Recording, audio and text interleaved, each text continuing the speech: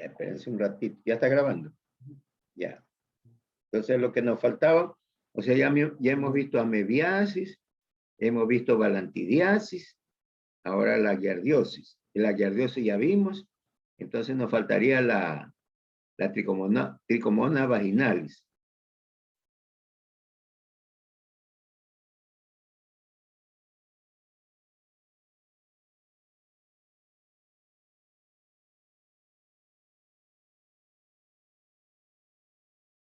Esperen un ratito. Estamos ya. Ok. Ahí les hago un pase de todo del material que hemos visto, ¿no? Ya aquí tenemos la característica de los protozoarios, los organelos, la membrana celular, los sistemas de nutrición, los sistemas de reproducción, la mebiasis, el genio espejo, las formas evolutivas, trofocito y quiste, la comparación de las amebas comensales, la entamoeba harmani, que es parecida a la entamoeba histolítica, el ciclo evolutivo de la entamoeba histolítica, ¿no? Acuérdense que el modo de transmisión es el fecalismo, ¿ya? La distribución de la mebiasis, tenemos ahí el hábitat, el trofozoito, los factores que ayudan a la colonización. Es importante eso que recuerden, el proceso de la penetración de la entamoeba histolítica, que comportándose como comensal, ella se activa y produce el acercamiento para causar la acción dañina en la mucosa intestinal. La úlcera, o sea, el botón de chemise, botón de camisa, los patrones enzimáticos, la amebiasis, que puede ser amebiasis del portador asintomático, una amebiasis leve y el cuadro de disentería amebiana, que ya lo hemos mencionado algunas veces. Las complicaciones, que es la colitis fulminante con perforación, la colitis fulminante, aquí está un segmento intestinal con múltiples perforaciones, la complicación extraintestinal, los trofosoditos vía sanguíneo linfática van e invaden el hígado y producen una hepatitis amebiana que luego se consolida y forma el absceso amebiano hepático. Los trofocitos los vamos a encontrar en la periferia del absceso, en las paredes. Las complicaciones del absceso amebiano, una de las más indeseables es la complicación broncopulmonar, ¿no? El ameboma, que es la proliferación de la capa muscular de la mucosa intestinal, agrandamiento, engrosamiento, el ameboma, que son tumores, pseudotumores. La amebiasis cutánea, el diagnóstico de amebiasis intestinal, que es con el examen directo en fresco y por concentración, ¿ya? Y el diagnóstico de amebiasis hepática, que es clínico, y aparte de eso, por medio de con imágenes como la ecografía y la tomografía, ¿no? Las otras son solamente parte, se la menciona como otros criterios, ¿no? Pero el criterio de diagnóstico de amebiasis hepática es el examen físico sobre todo, ¿ya? Y la técnica por imagen, que es ecografía o tomografía, que no son exámenes cruentos. El Balantidium coli, el cerdo, que es el que va a provocar la contaminación del hombre mediante el fecalismo por ese cerdo, ¿no? En el cerdo está el Balantidium coli variedad Suis, ¿ya? El trofozoito y el quiste de Balantidium coli, que son las formas más grandes que existen de protozoarios. Los más grandes protozoarios es el Balantidium coli. El ciclo evolutivo relacionado con fecalismo, pero con materias fecales de cerdo, ¿no? Más o menos la clínica, el dolor cólico abdominal, la hipersensibilidad del abdomen, tenesmo, náusea, hiporexia y heces líquidas con sangre y pus. Acuérdense del doctor José Luis Aus, que él describió absceso hepático ocasionado por Balantidium coli. Eso está reportado. El diagnóstico mediante el examen de heces, fresco y por concentración, en heces líquidas el trofozoito, en heces sólidas los quistes. La giardiosis, eso sí vimos, ¿no? Sí, Conteste. doctor. Sí, doctor. La giardia, acá tenemos el agente biológico con la característica de rostro humano, la parte anterior redondeada, la parte posterior aguda, el disco suctorio en el que se destacan los núcleos y los cariosomas, ¿ya? Y los 4 pares de flagelos, ¿no? El axostilo. Tenemos acá otra gráfica donde se ve perfectamente al trofozoito que cuando tiene malas condiciones que no son normales para su desarrollo, enseguida se enquista, porque el quiste es una forma de resistencia.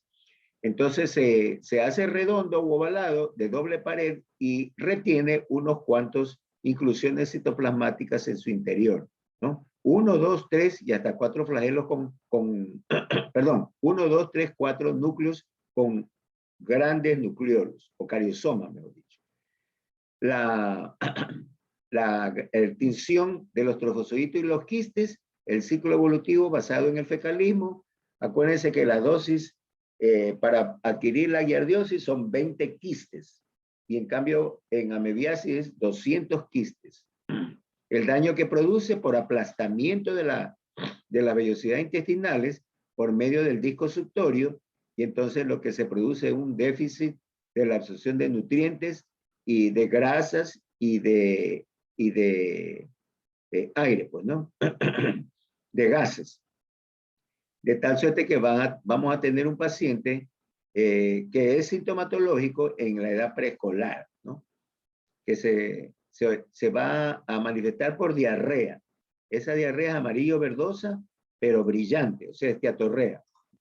Hay moco en las heces, puede haber vómito, pérdida del apetito, anorexia, dolor, distensión abdominal, ¿no? Distensión abdominal, o sea, el meteorismo, y flatulencia, o sea, expulsa flatos en gran cantidad, o sea, los pedos.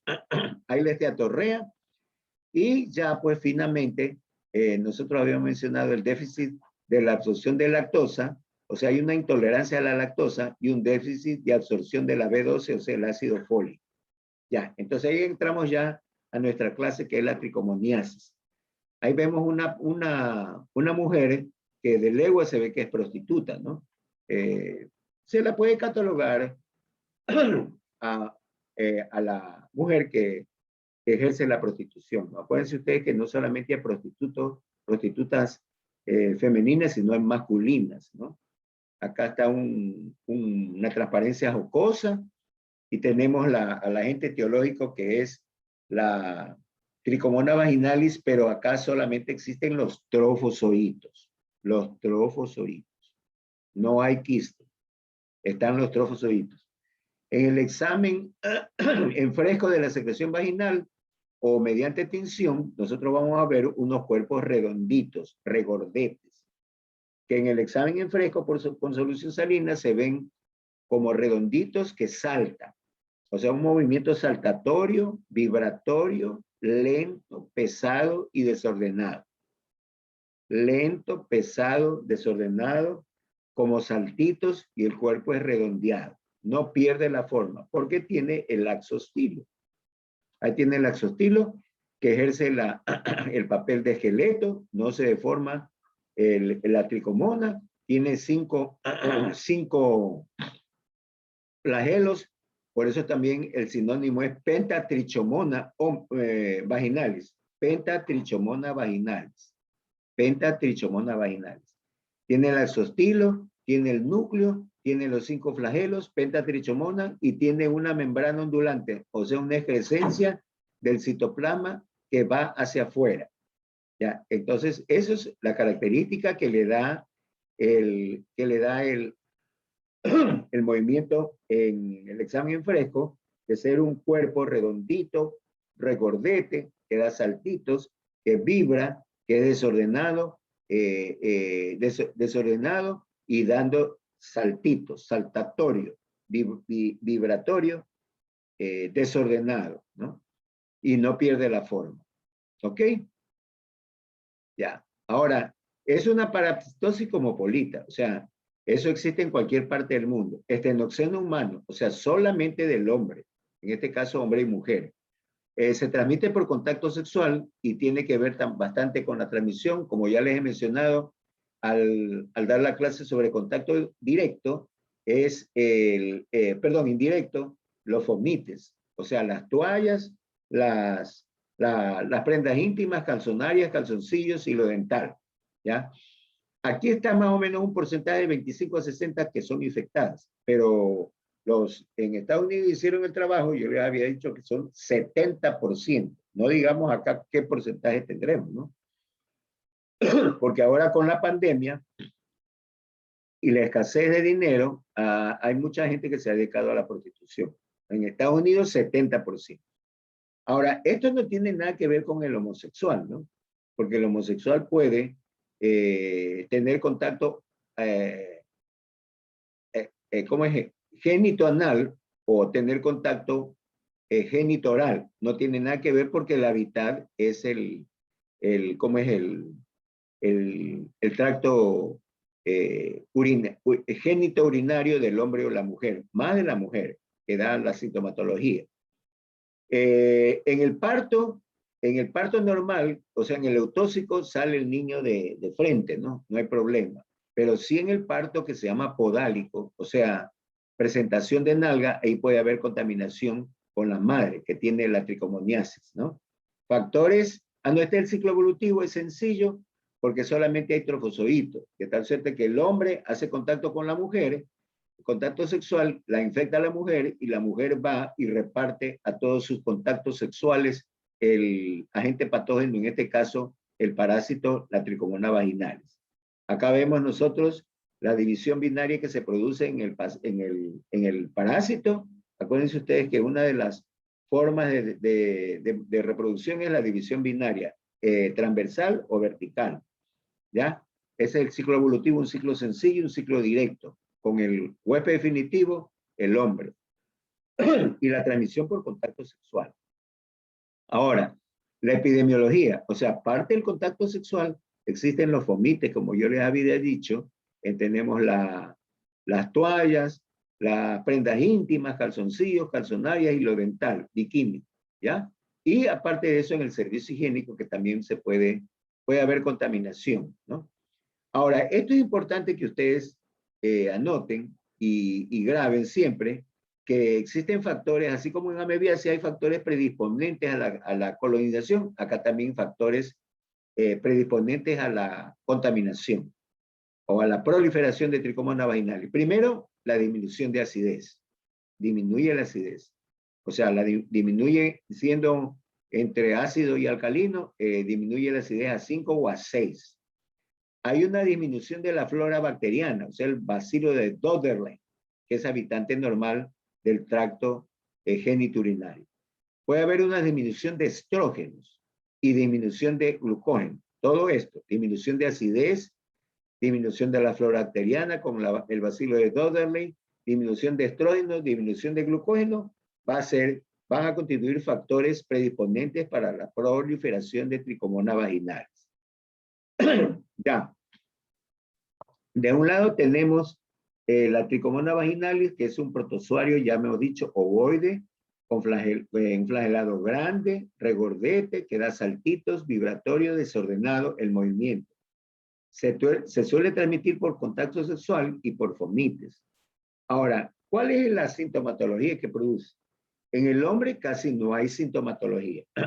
En ocasiones hay una escasa secreción a nivel uretral. Que quizás que curse con disuria, o sea, ardor al orinar, pero la sintomatología más llamativa está en la mujer, Entonces ahí tenemos una secreción o leucorrea amarillo, verdosa, espumosa. Esa es la tricomoniasis. Una mujer que tenga secreción a nivel de sus genitales, pero esa secreción, esa leucorrea amarillo, verdosa y espumosa y muy pruriginosa, de tal suerte que la mujer se mete la mano a la vulva vagina y se rasca, porque el prurito es extraordinario. Incluso se mete los dedos y se contamina la uretra, ¿no? Y lesiones por excoriación a nivel de la cara interna de los muslos, ¿ya? Hay molestias vulvovaginales seguramente, precisamente hay disuria, o sea, ardor al orinar, porque hay contaminación bacteriana, dispareunia.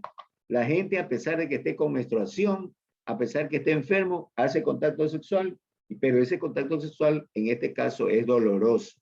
El contacto sexual doloroso se llama dispareunia, que ya he mencionado algunas veces. Y la mucosa, de tanto rascarse, tiene un aspecto rojizo. El cervix, el útero, el cervix, tiene un aspecto como de fresa. El diagnóstico que se realiza con estos pacientes es la presentación clínica, ¿no? La mujer viene, dice, doctor, sabe que tengo secreción. Usted ve la secreción, es amarillo verdosa, espumosa y pruriginosa. Ese es el diagnóstico clínico. Se pide un del exudado, se hace una toma con hisopo y se observa en fresco y se van a observar los trofozoitos que ya hemos mencionado. ¿Ya? Ahora, si nosotros tenemos una mujer que dice que tiene leucorrea, que tiene secreción, ¿no? En la sierra dicen flujo. Tengo un flujo, dice. Secreción vaginal o leucorrea, tenemos que ver el color de la leucorrea. Si es que es amarillo verdoso, espumoso y pruriginoso, eso es tricomona vaginal. Pero si en cambio es una secreción blanquecina, como la leche cortada o como la leche magnesia, eso corresponde a cándida albicans o monilgia.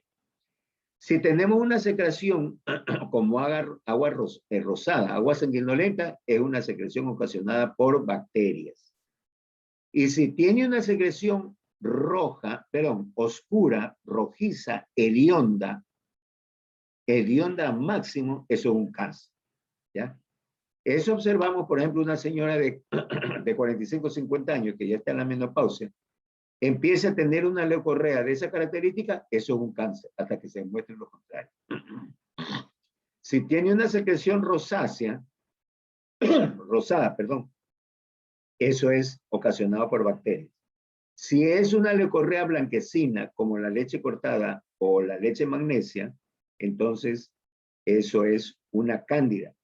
Y si es que es amarillo, verdosa, espumosa, pruriginosa, sumamente pruriginosa, es ocasionada por nuestro agente biológico, que es la tricomona vaginalis. ¿Ya? En el hombre, en cambio, hay una infección casi asintomática. Puede cursar en ocasiones con una uretritis o prostatitis irritativa, pero muy rara vez. ¿Ya? Y solo causa síntomas con gran cantidad de parásitos. En el hombre no he visto yo sintomatología, sino que en ocasiones hay una escasa secreción en la uretra, ¿no? Acuérdense ustedes que no es necesario que cojan el pene, sino que el paciente se desnuda, se baja el calzoncillo y entonces se aprieta de abajo para arriba, ¿sí? Y entonces se ve la secreción en la uretra y se la valora, ¿no? Se la valora, ¿ok? Ahora, el diagnóstico, ¿no? El diagnóstico es clínico. En la mujer va a tener la secreción, la leucorrea, el flujo, color amarillo, verdoso, espumoso y sumamente pruriginoso, ¿ya? Entonces, fácil tomar con un hisopo una muestra y examinarla al microscopio haciendo la preparación con solución fisiológica al 0.9%, ¿ya? Eso de tinción IFD, cultivo y técnica son nada más que aspectos académicos, pero el diagnóstico es clínico y observando al paciente, observando los agentes biológicos mediante el examen de la secreción vaginal en la preparación microscópica, ¿ya? A la paciente se la colocan acostada, que se baje las prendas íntimas, el calzón, se le abre las piernas y entonces se aprecia, o como están con guante, abren el intro vulvovaginal y ven la secreción.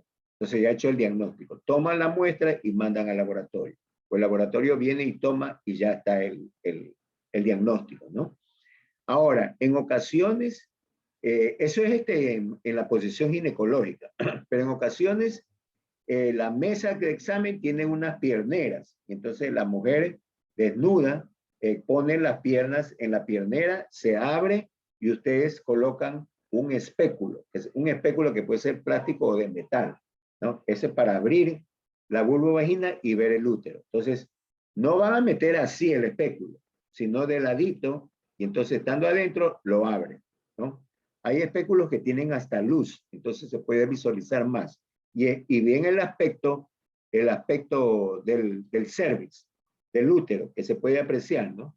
Yo había mencionado que acá que la mucosa de aspecto rojizo en el cervix, ¿ya? Y entonces nosotros observamos el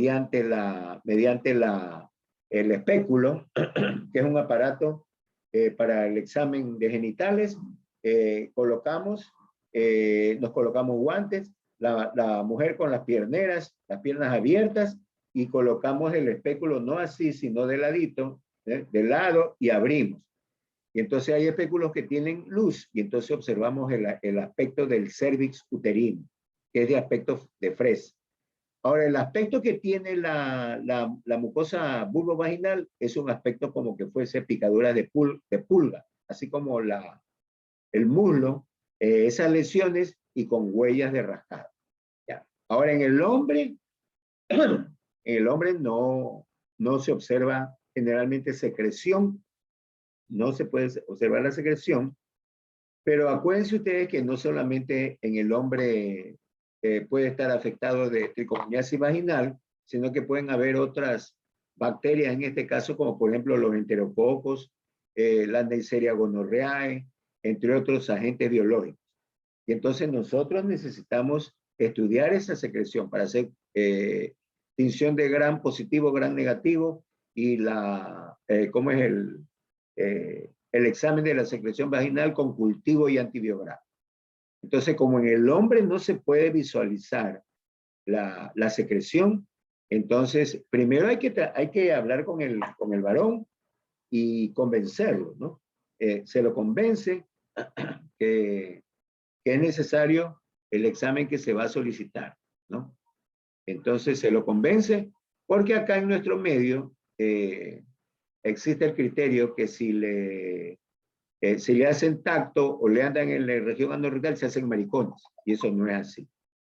Por ejemplo, el tacto rectal es un examen rutinario en otras sociedades, y aquí es un calvario pedirle, peor si es joven, pues, ¿no? Pedirle que se haga un tacto rectal, el paciente, no, doctor, me hago maricón, y yo, no, maricón se nace o se hace, ¿ya?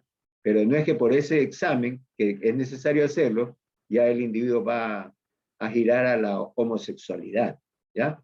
Hay gente que permanece 10, 20, 30, 40, 50 años, y en la andropausia, ya cuando están viejos, se le da por estas costumbres no heterosexuales, sino homosexuales, pero eso ya es punto aparte.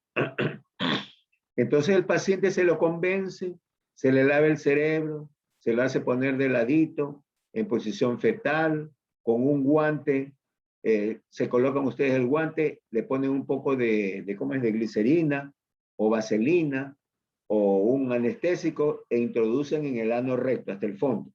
Ya, entonces ahí se van a encontrar con un cuerpo duro que es la próstata. Le hacen masaje y entonces automáticamente el individuo eyacula el líquido para el estudio, ¿no? Pero eso se hace en el hombre. En la mujer no, porque tiene los genitales abiertos, entonces toma la muestra, ¿ya? Entonces eso sería con tricomoniasis vaginal. Ahora sí, preguntas. ¿Quieren hacer preguntas? Me preguntan. Sí, doctor Caicedo, quería hacerle una A pregunta. ver, dime. No sé si lo mencionó, la verdad, pero en este caso, al saber que la tricomona vaginalis se transmite entre genitales, me había dado la curiosidad si en el hombre, al ser asintomático, no sé si sea una práctica de sexo oral o demás, se podría también haber una afección a nivel gástrico con la mujer o el hombre también de hombre a hombre, no No, sé. no, no, no. Ahí funciona lo que es generalidades. Yo le he dado generalidades. Antes también hubieron unas preguntas, pero absurdas, hermano. Ya, estaba hablando sobre leishmaniosis. Entonces usted tiene que ver el tipo de parasitosis y el hábitat. El hábitat de la tricomonas vaginalis son los genitales. ¿Ya? Y entonces ese parásito no puede estar situado ni en la boca, ni en el esófago, ni en el estómago, ni en el ano, sino que va directamente para cumplir su ciclo evolutivo, llega al hábitat, que es, en este caso, los genitales, más especialmente con los genitales de femeninos. Entonces ahí se inicia el ciclo evolutivo y mediante contacto sexual o fomites llega al huésped susceptible y lo contamina, pero llega al hábitat. ¿Ya? Estoy explicándome. Sí, doctor, todo está claro. Ya, o sea, ahí tienen que recordar las generalidades. Por ejemplo, antes hablamos sobre reservorios y la gente preguntaba tonteras. Los Claro, reservorios, por ejemplo, yo les había dicho, ese es el problema con las generalidades, porque no las repasan bien. Entonces, si yo hablo de otro tipo de cosas, ya no comprende. ¿No? Por ejemplo, lo que es forma evolutiva infectante, forma evolutiva diagnóstica, forma madura, eso tienen que saber, porque si no saben eso, se les hace difícil comprender. Entonces, como el agente biológico él tiene que hacer su ciclo biológico, entonces sale del hábitat y llega al hábitat, pero tiene un modo de transmisión mediante contacto sexual. Mediante contacto sexual, el que nosotros conocemos como mediante contacto no, sexual normal, ¿no? Porque puede ser un contacto genital-genital, pero en cambio otros individuos, hombres o mujeres, les gusta que le den por la región anorrectal. Y entonces eso no es un contacto natural, sino que es una aberración que mientras esté de acuerdo el hombre y la mujer o los dos varones que se acuestan, entonces para ellos es normal, ¿no? Incluso, por ejemplo, hay gente que hace primero el contacto anorrectal, pero anorrectal, genital, génito anorrectal, y después va al otro lado y hace el contacto con el órgano sexual de la mujer. Entonces ahí le lleva cualquier cantidad de bacterias enterococos, pseudomonas, Escherichia coli a la vagina de la mujer, a los genitales de la mujer. ¿Ya? Y entonces acá tenemos nosotros un parásito que está considerado como, como enfermedad venérea y cuyo agente etiológico es la tricomonas vaginalis. ¿Ah? Ahí no pasa nada, no hay asiento ni oral, ni tampoco a nivel del esófago, del estómago, no se lesiona, no hace nada. ¿Ya? ¿Ya? sí, doctor. A ver, si hay alguna pregunta más, Doctor, dígame. siga Diga, la compañera. diga Por ejemplo, rápido, pues hijo, no ve que me atraso. doctor, por ejemplo, si una pareja ha contraído la infección ya y bueno, se pone en tratamiento, todavía puede seguir manteniendo relaciones sexuales dentro de este tratamiento o afectaría en algo. El problema es que la gente es necia y el sexo es terrible. Por ejemplo, hay gente que la mujer está con menstruación y sigue haciendo el contacto sexual. La mujer está enferma con esta afección parasitaria y sigue haciendo el contacto sexual. Entonces viene lo que se llama un contacto sexual doloroso, que es la dispareunia, ¿ya? Entonces, si la mujer está afectada, entonces se le hace el tratamiento a la mujer, que es sencillo, y se le hace el tratamiento a todos los contactos, ¿no? Porque la mujer puede tener su esposo, y hay mujeres muy serias que tienen su contacto sexual con su esposo, pero como hay libertad sexual, el hombre que vende el gas se mete ahí a la casa a poner el tanque de gas y la mujer deseosa le puede empezar a acariciar y termina en acto sexual. Lo mismo el lechero, lo mismo el panadero, lo mismo el que trae los abarrotes, los víveres, igual. O el chico del barrio, el señor del barrio, o sea, estudiante de medicina. Por ejemplo, a los chicos yo les molestaba que ellos diseminan esta parasitosis porque hay chicos que se creen guapos, ¿no? Y entonces tienen enamorados por enfermería, tienen enamorados por obstetricia, tienen enamorados por tecnología médica, tienen enamorados en el primero, segundo y tercer piso. de la facultad, tiene enamoradas en el barrio. Entonces es un potencial transmisor para este tipo de enfermedades, ¿no? Y las chicas que se acuestan con él, no es que van a jugar ¿cómo es el primer amor, que la prueba de amor, nada, hermano. A la chica que le gustó esa vaina, sigue haciendo con cualquier cantidad de gente, ¿ya? Una chica que está centrada en tiempo y en espacio, ya pues, cuando le toca hacer, va a tocar hacer. Pero hay gente que es ninfómana. Entonces viene y hace contacto sexual, pero terriblemente. Hay una libertad sexual espantosa ahora, ¿no? No espantosa, sino que es frecuente la libertad sexual. Por ejemplo, yo tenía en presenciales un chico, ahí un muchacho, ahí medio parecidito el chico, ¿no? Un tipo canela, bien puestito, bien vestidito, bien oloroso, bien bañadito. Él era mi coordinador, se sentaba a la derecha mía. Y entonces viene una chica y dice, ¿sabes qué? Rosita, dice, te envió ese papel. Entonces yo vine de chistosa y le arranché el papel. Le arranché el papel y lo leí. ¿Y sabes lo que decía? Dice, dedicado para el encuentro que tendré con el hombre más guapo de la universidad todavía, hermano. Ya, para que vean ustedes la mujer cómo procede. No digamos el hombre que es pícaro, ¿no? El gallo del gallinero y toda esa cosa, pero la mujer también, la mujer también.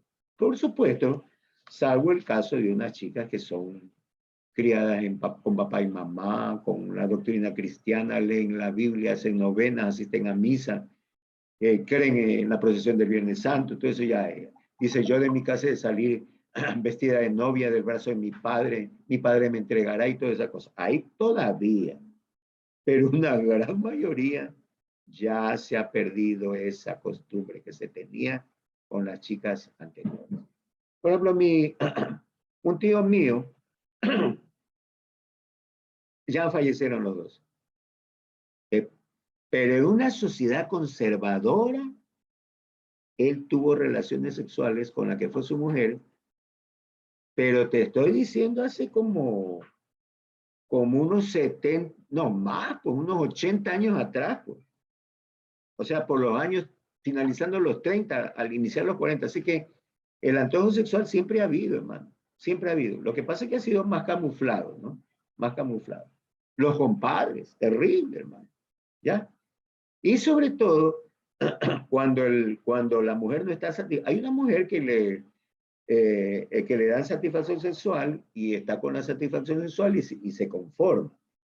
Ya, el hombre viene cansado, se acuesta, no tiene ganas, y ella solamente el día que hacen está feliz, está tranquila, feliz, comprensiva. Pero en cambio otra mujer que le provoca estar haciendo una, dos, tres veces en la noche, y todas las noches, y el hombre ya no puede. Entonces esa es la que viene y hace con cualquier persona. Sí, con el que deja el tanque de gas, con el que deja la leche, con el que deja los víveres, con el periodiquero, con el que limpia la casa, con el chico del barrio, con el señor vecino, entre otras cosas, con los compadres, ¿ya? Entre otras cosas, ¿ya? Entonces, esta es una enfermedad netamente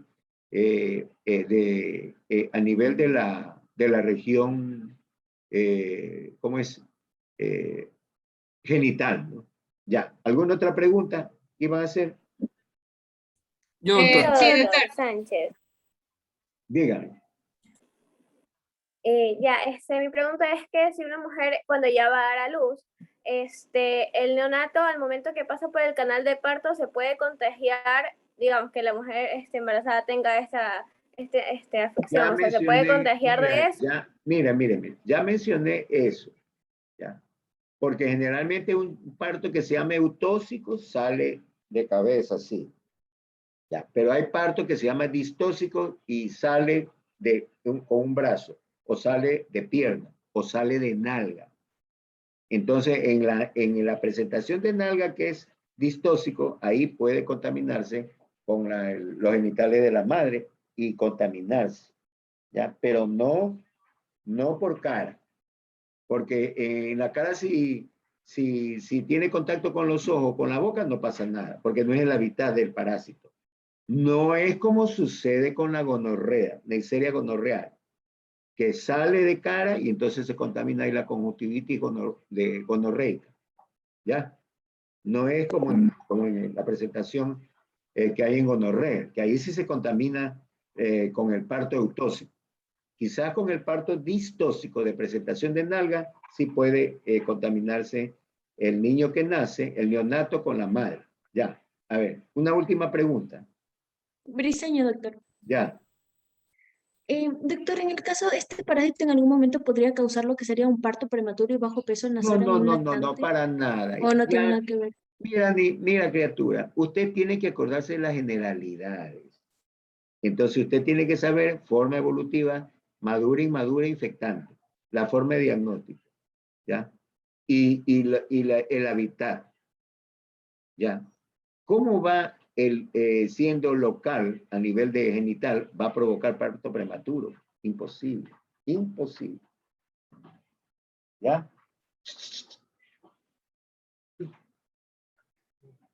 Ya. Ok, entonces seguimos. Cuidado, ese es el bravo, ¿no? Ya. Ok, entonces vamos a seguir con flagelados de sangre y tejidos.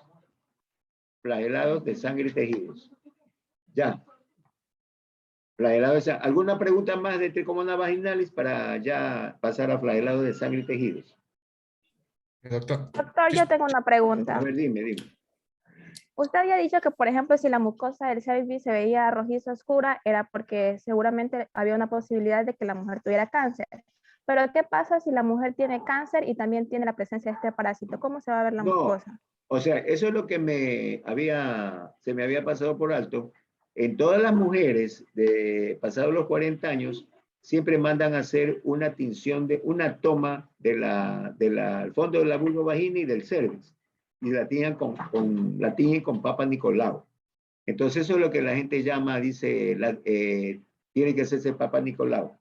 Entonces el Papa Nicolau tiene unos patrones, ¿no? El grado 1, 2, 3, 4. ¿Ya? Entonces, más o menos del grado 2A o 2B, ya eso se sospecha en cáncer. Ahora, el criterio es que si una persona joven tiene un resultado de Papa Nicolau sospechoso a cáncer, entonces usted lo que tiene que hacer es investigar si tiene Trichomonas vaginalis, y si tiene Trichomonas vaginalis, hacer el tratamiento, pedir otra vez la atención de Papa Nicolau y probablemente salga negativo. ¿Ya? Probablemente salga negativo. Ahora, si una señora de 50, 60, 70 años sale positivo, ¿qué tricomona va a haber ahí? Sino que eso ya es un cáncer. ¿Ya? Pero ese es el criterio médico. ¿Ya? Ese es el criterio médico. Ahora, el examen ginecológico, yo le digo, si viene con secreción vaginal, se la acuesta a la mujer sin calzón, se le abre las piernas y ve con el guante, se le abre los labios y se ve el aspecto si tiene la secreción amarillo, verdosa, espumosa y pruriginosa. Y parte del examen es con el espéculo, el examen con espéculo. No entra así, sino de lado, se abre, a veces el espéculo tiene luz, y entonces se ve el fondo uterino. Entonces, el fondo uterino en Trichomonas vaginalis es un fondo como fresco. Y aparte de eso, en las paredes de la vulvovagina están las lesiones en picadura de pulga, que también se exteriorizan a nivel del muslo. ¿Ya? ¿Ok? ¿Ya? Ya. A ver, ¿alguien más quería preguntar? Sí, doctor. En el caso de que un hombre presente lo que son secreciones, ¿esta tendría algún color característico o sería de color como blanquecino? El hombre no, hermano. Más que todo en gonorrea es que se ve una gota como de pus. Se ve como pus. ¿Ya? Pero acá en Trichomonas es muy escaso eso. Generalmente en estudio, en métodos de ayuda diagnóstica, donde se necesita tener la secreción en el hombre, entonces se pide el examen de secreción uretral, pero con masaje prostático, haciendo el tacto rectal con masaje prostático. Le hacen el tacto rectal, le soban la próstata y entonces como en la eyaculación, se produce la salida del líquido. Entonces ahí se aprovecha, se toma la muestra, se hace un examen en fresco, se tiene con gran tensión de gran positivo, gran negativo, y se hace el cultivo de secreción con el antimicrobiograma para ver a qué medicamento responde para el tratamiento. ¿Ya? Sí, doctor, gracias. Ya. Iván. Ya viene a cambiarme. Ahora nos toca ver el alemán. Ya. Ahora sí, el otro que sigue, el 7.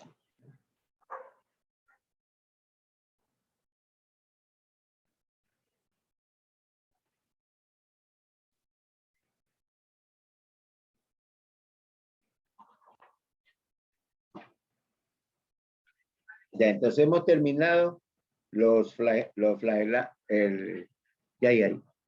hemos terminado lo que son los rizópodos, las amebas, y hemos avanzado con giardia, ¿ya?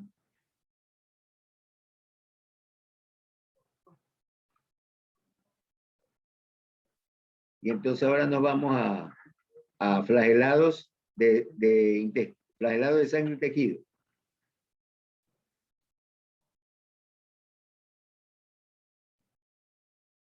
Ahí vayan apreciando primero las imágenes, ¿no? Que ya vamos a dar el collage de generalidades.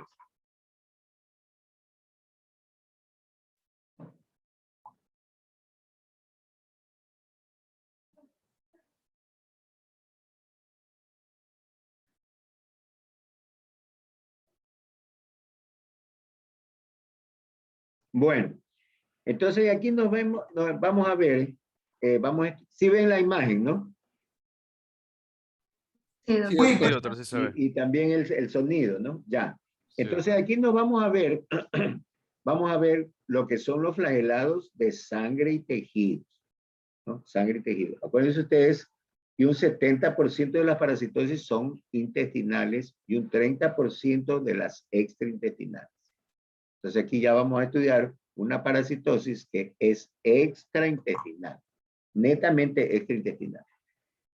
Ya que la leishmania, como no está establecido exactamente la especie de la leishmania, nosotros ponemos, anotamos Leishmania SP o Leishmania SPP, que quiere decir sin especie. Ya, Leishmania SP o Leishmania SPP. Ya, esta Leishmania produce, hay pacientes con leishmaniosis acá en América, especialmente América del Sur, ¿no?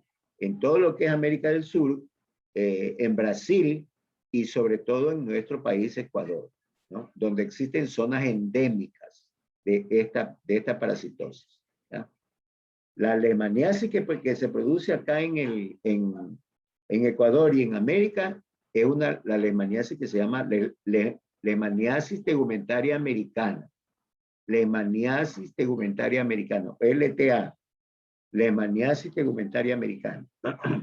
Ahora, los flagelados de sangre y tejidos son la Leishmania SP o SPP y el Trypanosoma cruzi, ¿ya? Que es el agente etiológico de la enfermedad de Chagas. Ya. Ahora, esta Leishmania y el Trypanosoma cruzi tienen la facultad de comportarse como Clark Kent. Clark Kent, Superman, Superman, Clark Kent. Clark Kent, Superman, Superman, Clark Kent. Es decir, que puede, estando en una forma evolutiva, hacer ciclos que se llaman progresivos y transformarse en otra forma evolutiva, o estando en una forma evolutiva, hacer ciclos regresivos y transformarse en una forma evolutiva. ¿Ya? Entonces no se van a olvidar, la Leishmania SP o SPP y el Trypanosoma cruzi hacen ciclos progresivos y regresivos. ¿Ya? Ahora, esta Leishmania que nosotros hemos mencionado que es SP o SPP, es un parásito que es intracelular y extracelular. Intracelular porque va a habitar en los macrófagos. ¿Ya?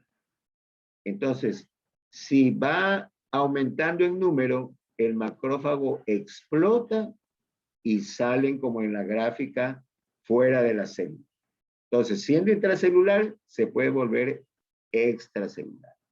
Y entonces esos no están ahí, pues, sino que buscan otros macrófagos y los van a parasitar.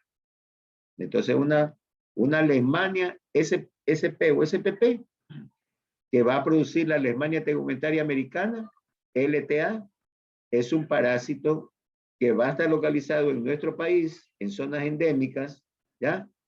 Y que puede ser un parásito intracelular en macrófagos, rompe el macrófago y se va hacia afuera de la célula.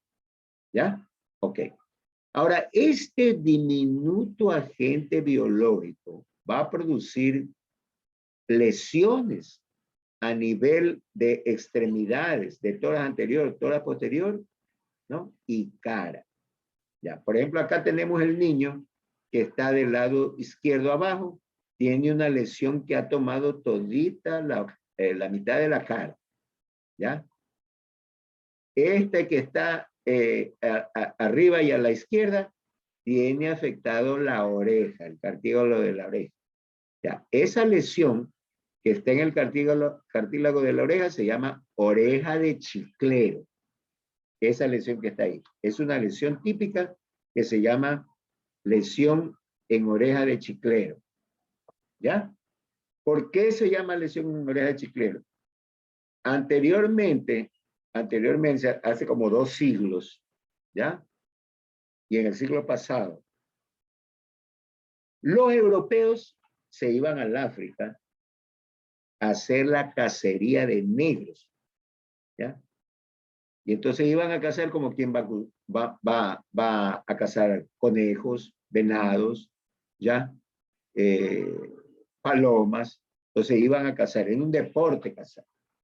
Entonces esos pobres negros, desesperados, corrían y corrían y corrían por todos los lados, por eso es que son expertos en la carrera desde ancestros, y entonces, pero los cogían. ¿Ya? Y entonces cogían esos pobres negros, y como estaba en boga el asunto de América, los trasladaban para venderlos como mercancía acá a la América. Entonces, como no había helicóptero, ni jet, ni avión, ni avioneta, los transportaban en unos barcos que tenían un depósito en el fondo y entonces ahí acumulaban unos 100, 200 negros.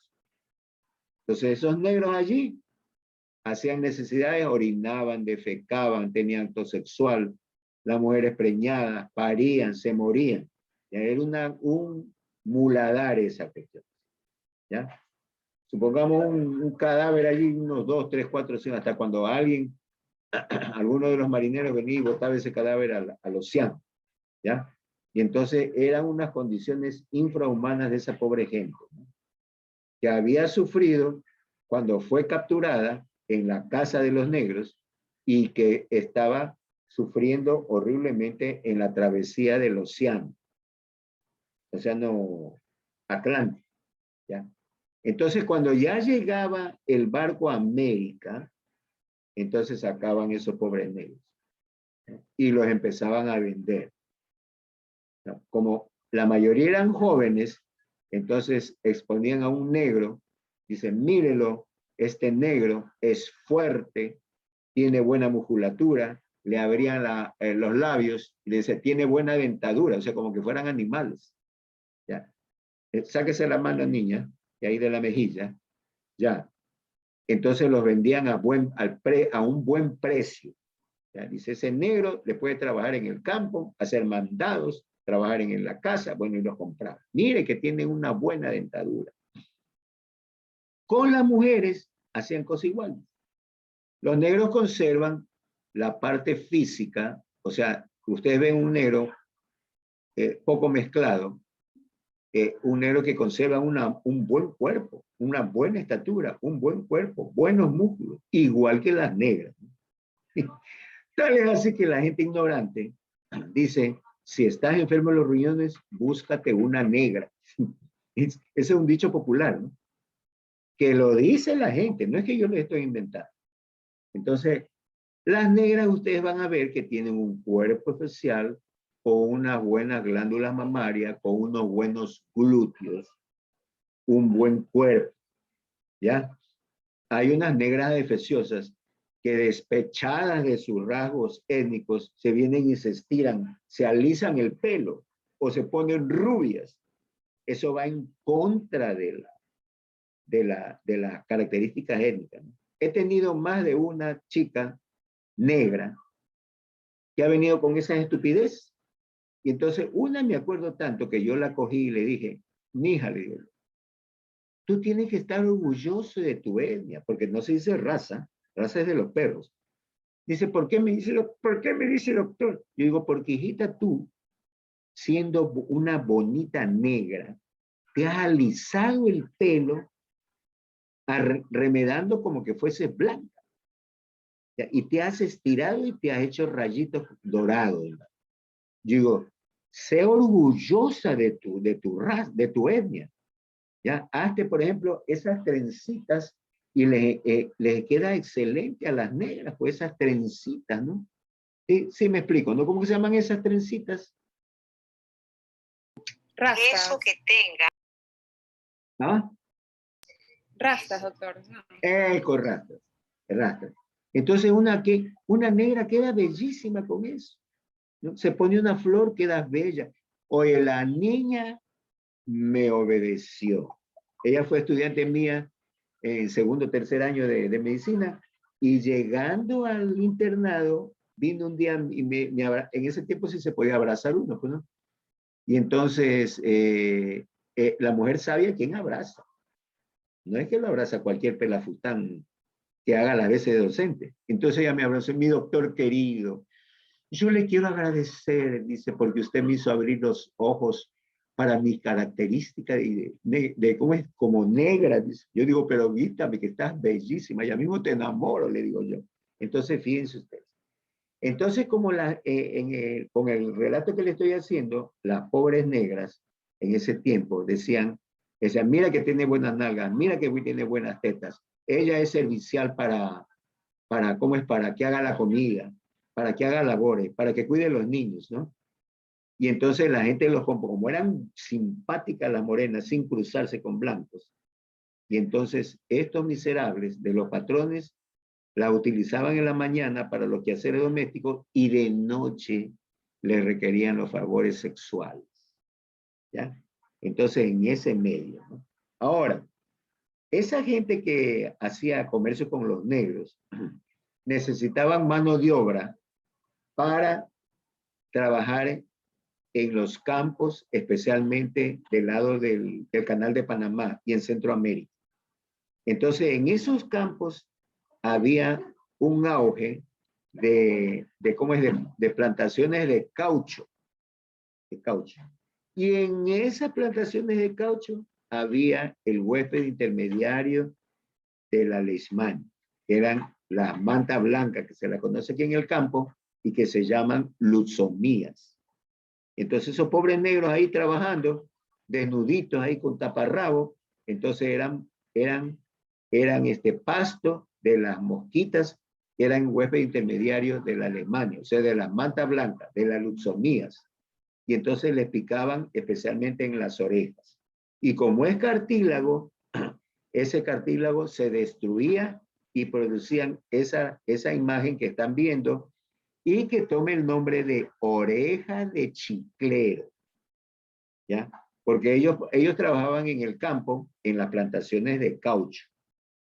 No van a decir, como una vez yo pregunté, y entonces dice, porque se ponen el chicle aquí en la oreja, ¿no? Sino que ese es el origen completito de lo que esta gente sufrió, y sufrió también este tipo de parasitosis al estar en el campo y recibir las picaduras de la luxomía. Aquí tenemos la luxomía en la parte, en la mitad del collage. Esa es la luxomía, es una mosca, ¿no? Nosotros creo que sí les pasé el mosquito Anopheles. El mosquito Anopheles tiene esa posición, pero la parte terminal trepada hacia arriba. El Aedes aegypti, el mosquito Anopheles es el huésped intermediario del paludismo. Tiene, como quien dice, el culito hacia arriba. El Aedes aegypti tiene la parte terminal hacia abajo, o sea, como quien dice, el culito hacia abajo.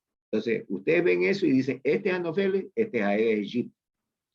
Pero la luxomía, que es la manta blanca, tiene el abdomen globuloso lleno de sangre. Ese es el agente biológico. El agente, ¿cómo es el huésped intermediario de la alemania? Porque el hombre es el huésped definitivo y el huésped intermediario es la luxomía, o sea, la manta blanca. ¿Ya? Ese es el panorama. Ahora esta enfermedad es antigua porque en las excavaciones que han hecho en las tierras de los incas han encontrado una cerámica, esa cerámica, por ejemplo, que tiene esas lesiones que son parecidas a las de la gráfica, ¿no?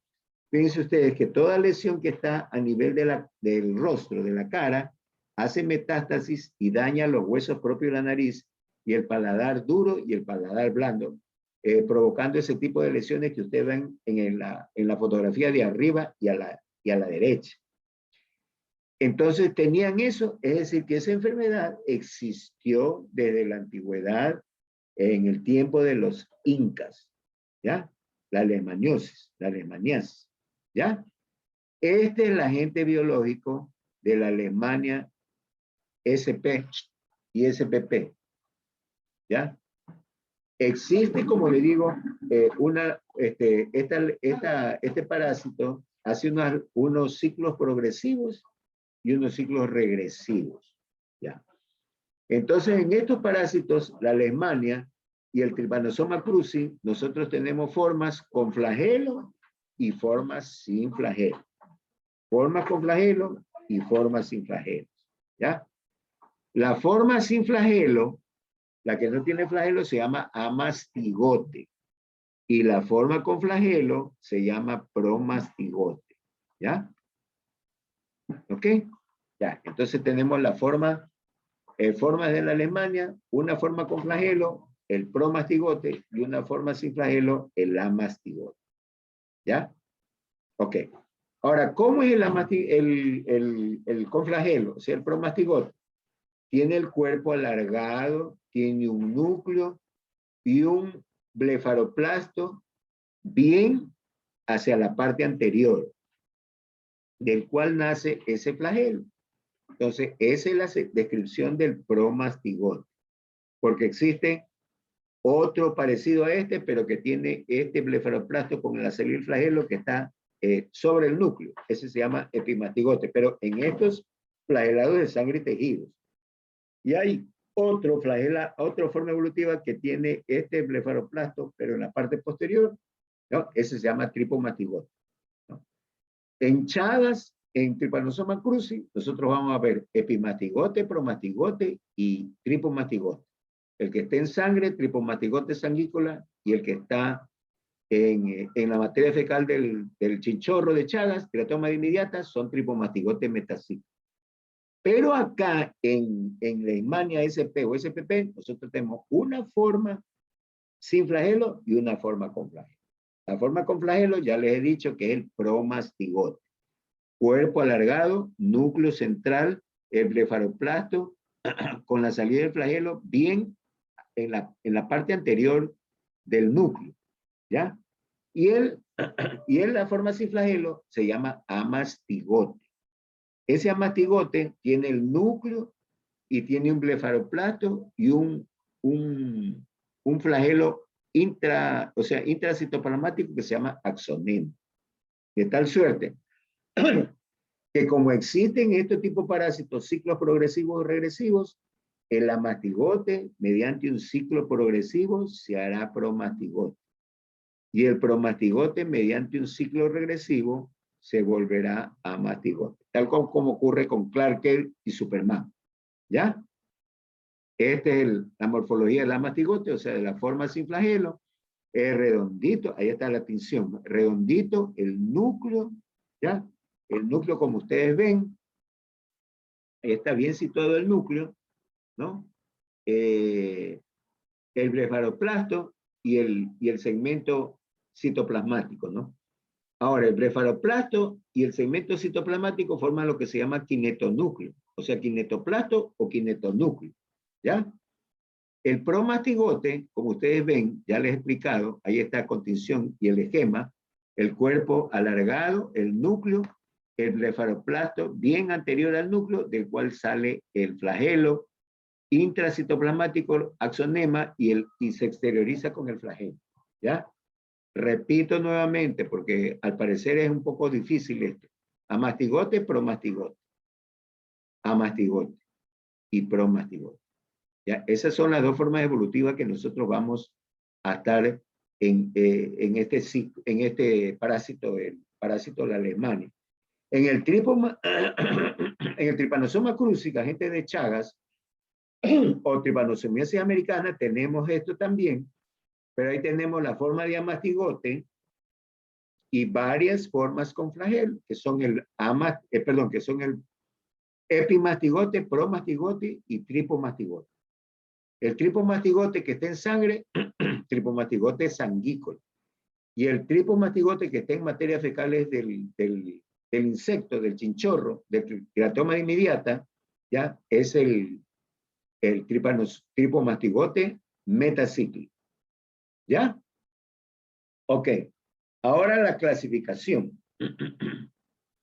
La clasificación. Anteriormente nosotros, cuando yo estudié medicina, a ver, déjame ver si acá tengo. No. Déjame ver. Para explicarles. Oh, no. Yo después veo. Anteriormente, cuando yo estudié medicina, mi profesor de parasitología, que con el tiempo comprobé que no era tan bueno, no era tan bueno, no, es imposible. Solamente pasaba molestando a la gente que llegaba atrasado, la que no atendía. Pero no nos enseñó así. Esto de aquí es un curso como para posgrado, ¿no? ¿Ya? Hay gente que aprovecha y hay gente que no la da la gana de aprovechar. Pero yo les explico de cabo a rabo. Ya, entonces, en el tiempo mío, estudiamos una leishmania que era generalizada, que era la visceral, que era el calazar, ¿ya? Con K. Una leishmania que era mucosa, entonces era la leishmania trópica. Y una leishmania mucocutánea, que era la leishmania brasiliensis, que en este caso, ahora se la denomina leishmania, se denomina leishmania, ¿cómo es? Ya me acuerdo luego. Entonces, ¿cómo es? La calazar, la trópica y la leishmaniasis tegumentaria americana, que es la que no me recordaba, de LTA, leishmaniasis tegumentaria americana. Ya, esa es la que tenemos nosotros acá en América, en Brasil y en Ecuador, ¿no? En Brasil la menciono porque es un país extenso, comprende Guyana, comprende Perú, comprende Ecuador, Colombia, todas esas zonas son de leishmaniasis, ¿ya? Entonces, ese es ahora, anteriormente la Alemania americana o Alemania brasiliense, ¿ya? Pero ahora el concepto cambió porque han estudiado mediante técnica y tecnología de última generación, han hecho patrones enzimáticos y entonces se clasifica en dos ramas, la Alemania, biamnia y leishmania. Y entonces la biamnia y la Alemania forma complejos, ¿no? Entonces en biamnia tenemos un complejo, leishmania-biamnia, ¿ya? Y en leishmania tenemos un complejo, leishmania-leishmania. Ahora, ¿cuáles son los componentes de este complejo que producen la LTA, o sea, Alemania tegumentaria americana? De leishmania, complejo Alemania, la mexicana, la amazonensis, ¿ya? La mayor, ¿ya? Y del complejo leishmania-biamnia tenemos la guyanensis,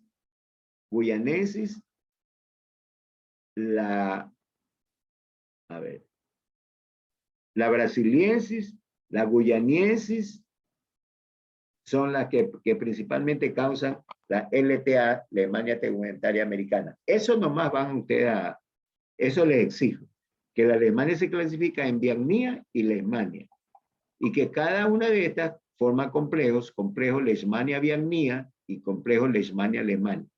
Y los agentes biológicos que causan la LTA, Leishmania tegumentaria americana, son del complejo Leishmania la mexicana. Leishmania amazonensis. Leishmania mayo. ¿Ya? Y del complejo Leishmania viagnia, Leishmania brasiliensis, Leishmania guyanensis. ¿Ya? Son las que producen la Leishmania tegumentaria americana. ¿Ya? A ver, preguntas hasta aquí. Preguntas hasta aquí. ¿Qué fue? Pregunten, pues, jóvenes. Doctor, Varela, una pregunta. Ya. El agente que transmite, ¿verdad? Esto solamente va a ser por medio del mosquito, o sea, ese solamente va a ser el agente intermediario. No lo podemos contraer por medio de otro vector. ¿Cómo yo otro vector?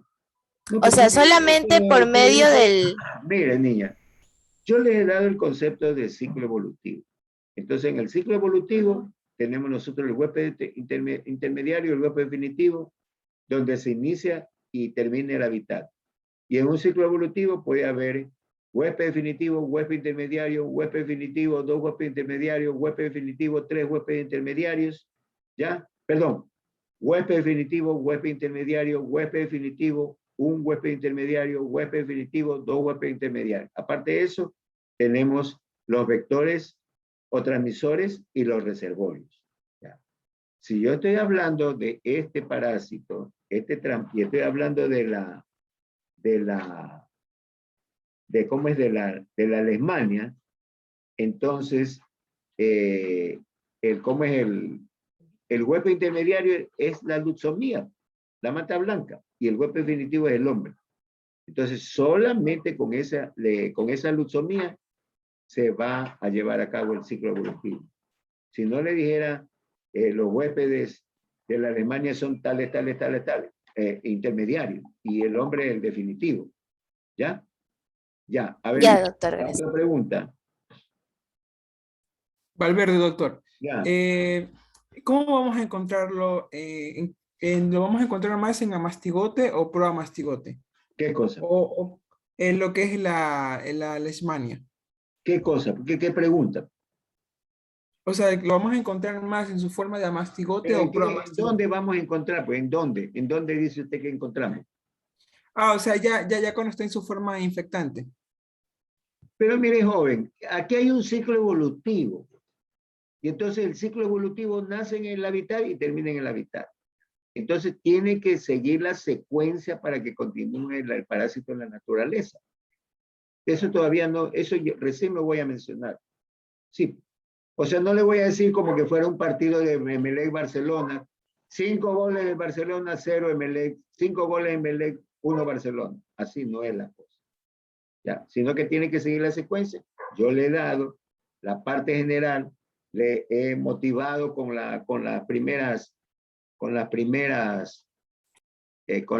diapositivas, ¿no? Para que vean la importancia de esta enfermedad, que es tan antigua del tiempo de los incas. Esas son las formas evolutivas, pero no, yo no voy a decir aquí, hay más amatigote, hay más promastigote, pues sí, ¿no ve que es parte del ciclo evolutivo? Sí, ¿ya? Aquí tenemos la parte morfológica, que eso es lo que tienen que aprender. Esta es la clasificación y esta es cómo es la epidemiología. Todas esas zonas coloreadas son zonas de cómo es de leishmaniasis, ¿no? Hay una leishmaniasis claramente del lado de África y del lado del Mediterráneo, y hay una leishmaniasis que está ubicada en el continente americano. La que se va a estar en el continente americano, la que está localizada en el continente americano, es la leishmaniasis tegumentaria americana. Leishmaniasis tegumentaria americana, que está producida por los complejos Leishmania mexicana, Leishmania amazonensis y la mayo, Leishmania mayo. Y de los complejos Leishmania vietnamia está, forman parte de LTA, Leishmania tegumentaria americana, la Leishmania vietnamia brasiliensis y la Leishmania vietnamia guyanensis. ¿Ya? Esos son los agentes biológicos. Esta es la con distribución mundial. Esta es la distribución en América. Verán, estén atentos porque antes me preguntaron, hicieron una pregunta piedra. Le estoy poniendo un mapa donde las regiones rojas son las zonas donde endémicamente hay leishmania. Y la amarilla es la serranía donde no está con la coloreado de roja. Antes me preguntan, explicándole esto, si en la sierra hay zonas de leishmaniasis. Sí, pues, mano. Pues ya no puedo más, pues, mano. Si le presento una gráfica, y entonces es la distribución aquí en Ecuador. Toda la Amazonía puede tener leishmaniasis o leishmaniosis. Y toda la región litoral puede tener leishmaniosis. ¿Ya? Ahora, dentro de la región Amazonía y o Amazonia también se puede decir, y de la región litoral, lo que más frecuentemente se ve es en la zona del litoral o costa. ¿Ya? Y en poblaciones, por ejemplo, cualquier región selvática de Manabí, y no tan selvática porque hubieron casos descritos en el centro de Puerto Viejo. En el parque había las luxomías, le picaban a la gente, a los que estaban ahí jugando, y tuvieron los casos de leishmaniasis en Puerto Viejo. Acá, por ejemplo, en la Troncal, en la provincia del Cañar, o sea, estribaciones entre Cañar y Guayas, en el Triunfo, ¿ya? En la Boca de los Sapos, ¿cómo se llama? En cualquier población de Guayas, ¿ya? En cualquier zona de los ríos, ¿no? Valencia, Quevedo, toda esa zona, ¿no? Y la zona del Oro, ¿ya? Entonces, esa es la zona endémica, pero más en la zona de la Troncal, que yo he estudiado muchísimos casos y he tenido algunos pacientes. En la Troncal, en Manglar Alto, ¿ya? Entre otras poblaciones, ¿ya? Este es el ciclo evolutivo. Atiendan bien porque, o sea, parece difícil, pero no es difícil, sino es sumamente fácil. Verán, atiendan bien. Ahora, el agente biológico es la leishmania. La leishmania, que tiene dos formas evolutivas. Una con flagelo que se llama promastigote y otra sin flagelo que se llama amastigote. ¿Ya? Tenemos un ciclo evolutivo donde vamos a encontrar al hombre como huésped definitivo. Y he hablado tanto de la mosquita esa, de la mosca, la luxomía, que es el huésped intermediario de la leishmania. ¿Ya? ¿Ok? Ya. Ahora, dentro de este huésped definitivo intermediario, hay los reservorios, que tienen el agente biológico, en este caso los amastigotes, pero sin que se produzcan lesiones en esos reservorios. ¿Ya? Ahora, la luxomía que está acá del lado izquierdo, pica a esos reservorios y toma la forma de amastigote. Ellos se toman la forma de amastigote, picando a los reservorios. Toman los amastigotes. ¿Ya? Ahora, esos amastigotes, como tienen el poder de hacer un ciclo progresivo o regresivo, esos amastigotes hacen un ciclo regresivo, o sea, progresivo, y se transforman en promastigotes. ¿Ya? Entonces, en el ciclo evolutivo, estas luxomías que están a la izquierda toman del reservorio los amastigotes y esos amastigotes entran al tubo digestivo de la luxomía, de la mata blanca, como amastigotes, pero hacen un ciclo progresivo y se transforman en promastigotes a nivel de tubo digestivo. En los promastigotes existen tantos promastigotes en el tubo digestivo que vomitan, pero como la mosca, luxomía, tiene necesidad de comer sangre, de chupar sangre, de alimentarse de sangre, toma sangre, pero no se va a saciar.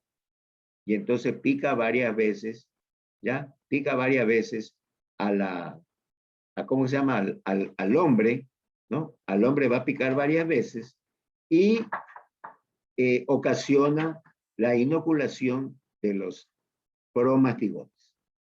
¿Ya?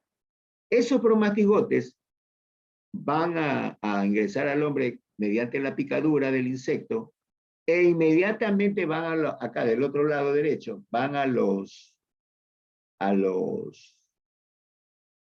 macrófagos. A los macrófagos. Y entonces, mediante un ciclo regresivo, para estar en los macrófagos, ya no como promastigotes, sino como amastigotes. Ya, dentro del macrófago. Ahora, en el macrófago, ya en los macrófagos, ahí viene la inmunología del paciente, del huésped. Hay un tipo de paciente que es capaz de destruir esos amastigotes. Destruir. Y entonces va a tener un buen pronóstico luego, porque ese es el concepto de lo que se llama resistencia a este agente biológico.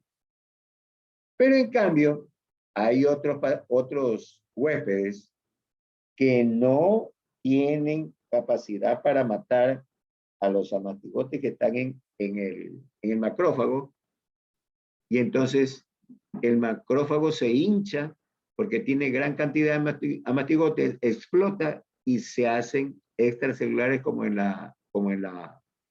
el collage inicial que revisamos. Y entonces eso fuera del macrófago invaden otro macrófago y la infección, perdón, la infección y enfermedad sí. ¿Ya? Entonces esa incapacidad de controlar la destrucción de los amastigotes por esos macrófagos se llama susceptibilidad. Y entonces en la susceptibilidad es un pronóstico negativo para el paciente. ¿Ya? Ese es el ciclo evolutivo. ¿Ya? Tanto en el huésped definitivo como en el huésped intermediario. ¿Ya? ¿Ok?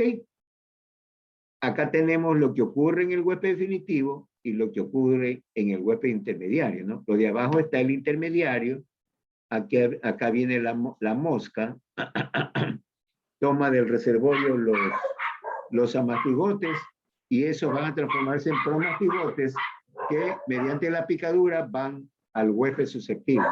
En el huésped susceptible entran al macrófago y entonces de acuerdo a la susceptibilidad o resistencia evolucionan en el huésped definitivo que es el hombre. ¿Ya? Luxomía. Esas son las mantas blancas. Se han descrito 133 especies en Colombia, 60 especies en Ecuador y 192 en Brasil. ¿Ya? Esto no hay que ver, tampoco es.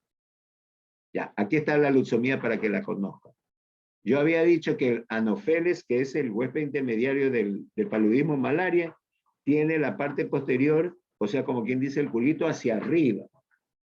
Y el Aedes aegypti, que es el que interviene en el dengue, tiene la parte posterior hacia abajo, o sea, el culito hacia abajo.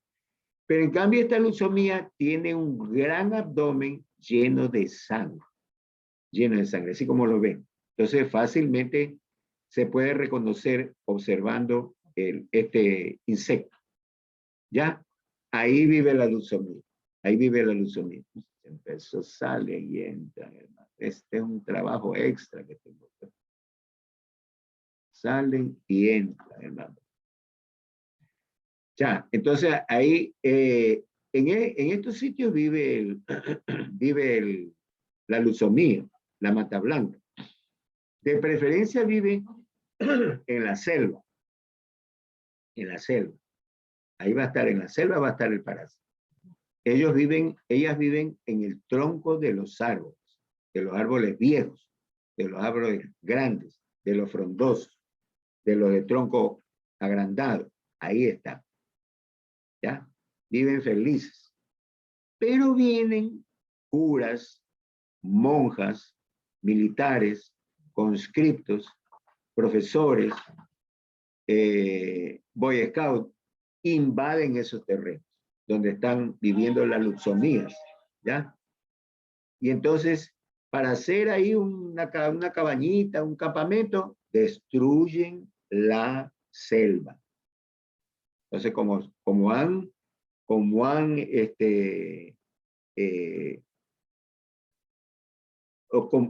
han perjudicado a estas luxomías en su tranquilidad, las luxomías, al ver su sitio habitacional, emigran hacia los pueblos rurales cercanos a la selva.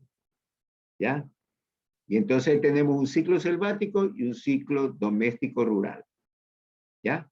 Como allí en ese pueblo que está cerca de la selva, vienen y van familiares de esos habitantes, entonces en la valija de esa gente o en las cosas que lleva a su ciudad pueden ir las luxomías que después llegan a la ciudad y ya hacen su ciclo urbano.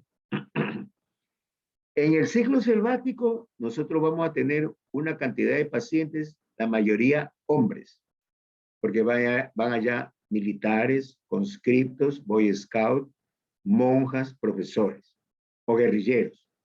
Entonces ahí van a picar, van a hacer la picadura a los varones, adultos jóvenes generalmente.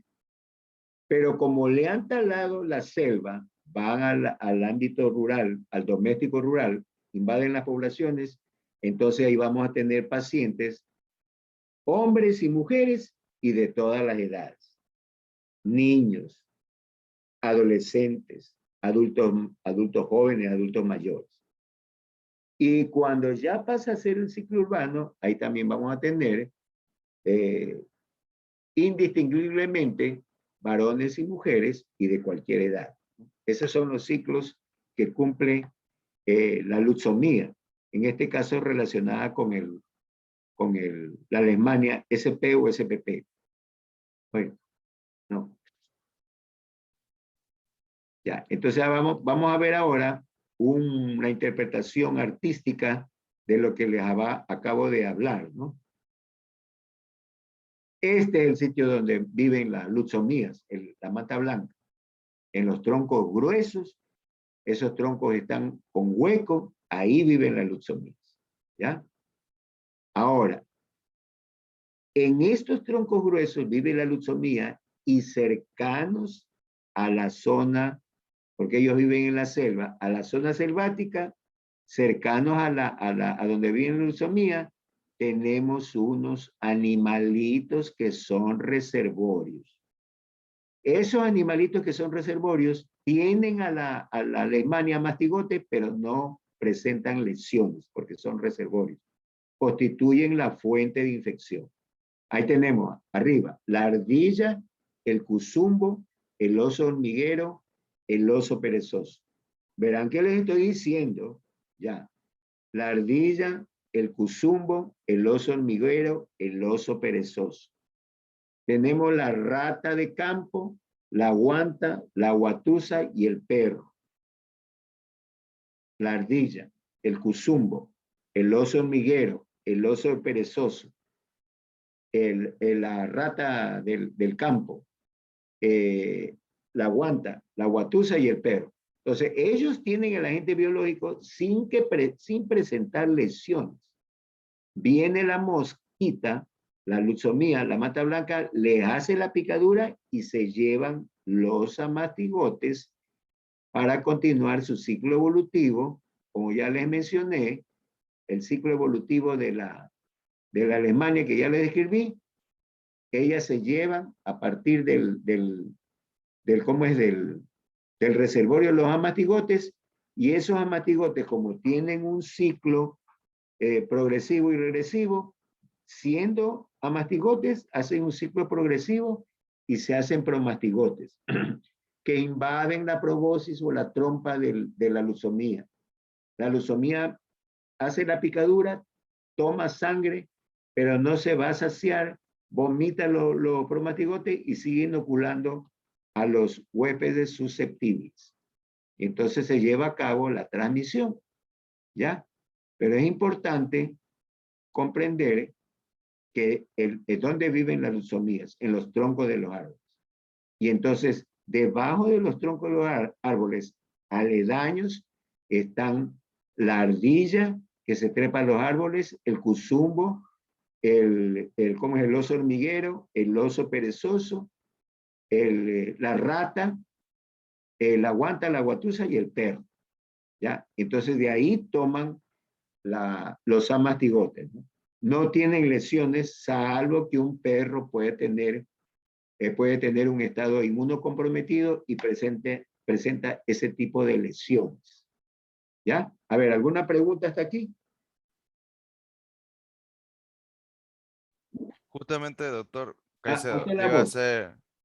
Le iba a hacer una pregunta yo referente a lo que, aunque ya me lo terminó aclarando ahorita último, que fue lo de los perros, que se había leído que la Leishmania infantum llega a afectarle, llega a tener ciertas afecciones entre 4 o 6 meses, creo.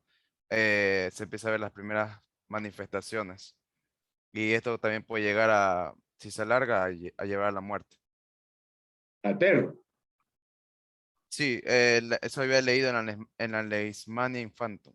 Sí, pero lo que pasa Es- es que mira, yo ya me canso de decirles que ustedes tienen que estar sujetos a lo que se presenta más frecuentemente. Si fueras veterinario, estuviera estudiando, ahí te interesaría eso. Pero a mí lo que me interesa, y yo pude diagnosticar al inicio del 80, un caso de leishmaniasis en una niña de 2 años. Entonces, ¿yo qué me voy a aprender, hermano, que el infante produce en los perros lesiones y ese no es mi campo? Yo estoy viendo gente, yo estoy viendo humanos, estoy viendo pacientes humanos. Entonces, ¿yo cómo me voy a interesar en eso, hermano, ni que fuese yo un especializado en parasitología, un parasitólogo, un médico tropical, un veterinario? Sí, pues, hermano. Entonces, toda esta información le sirve para tener criterio como médico de atención primaria de salud. Ya discute pues ahí entre médicos con tu residente o con el gerente del hospital, hermano, sobre el hermano infanto que causa lesiones. Ahí te dice, estás loco, estás chiflado. Sale de aquí, te dice. Sí. Pero si tú vas con un paciente y dice, doctor, ¿sabe qué? Acabo de ver un paciente que viene de Manabí con una lesión muy sugestiva para la leishmaniasis. Le pregunté y tiene manta blanca donde vive. Entonces eso es conflictivo. Tú tienes que echarle las estadísticas, pues sí. Sí. Ni que yo estuviera dando un curso de parasitología animal. Entonces ahí sí me dice eso, un dato importante. A mí que me interesa, hermano, ese dato, hermano. Léete la clínica y léete el ciclo evolutivo que va a ser más, que te va a servir más. Ya, ok. ¿Hasta aquí? ¿Está entendido? Sí, Sí, doctor. doctor. Ya, ok. Por favor, hágame preguntas que tengan sustento. O sea, generalmente uno dice, no hay pregunta tonta, pero ay, caramba, que da mucho que desear, hermano, las preguntas que hace. Sí. Me hacen relacionado con medicina humana. ¿Ya? La escuela que están estudiando ustedes, Escuela de Medicina Humana. No dice humana y animal, humana y veterinaria, no, medicina humana. Yo les estoy dando una información total sobre este parásito. Vamos a las manifestaciones clínicas. Las manifestaciones clínicas. O sea, cómo se presenta el paciente. Ahí hay los cuadros clínicos, ¿no? Lo que ya había mencionado, leishmaniasis cutánea, leishmaniasis mucocutánea, leishmaniasis visceral, ¿no? Y la leishmania, porque esta leishmania se comporta como oportunista. Es decir, que llega el individuo y hace un incendio. A él no le importa ni, la resistencia, sino la susceptibilidad.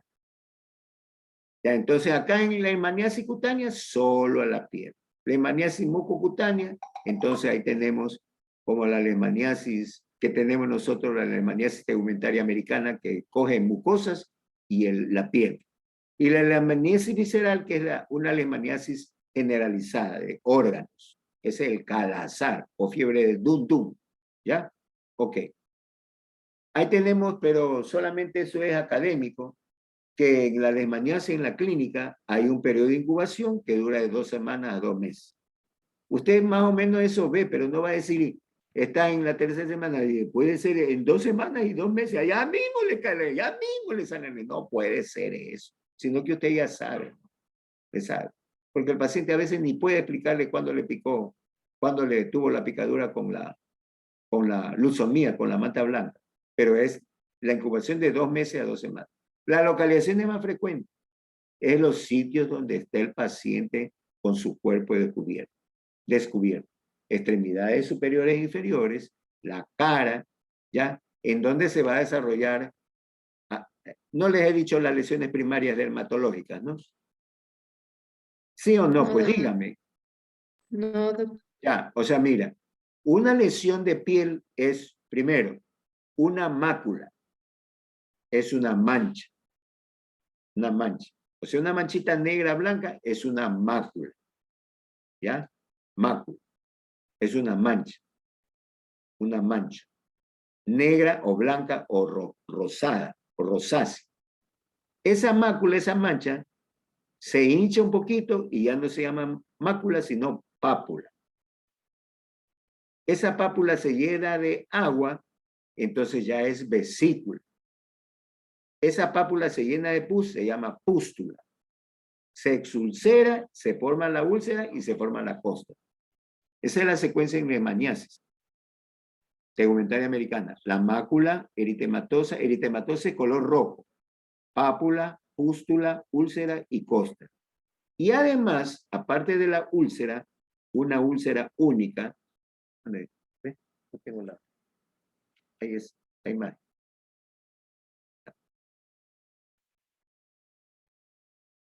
¿Qué pasa? Ya. En la úlcera es acá, ¿no? Pero alrededor de la úlcera pueden haber unas ulceritas que se llaman úlceras satélites. Esa es la secuencia.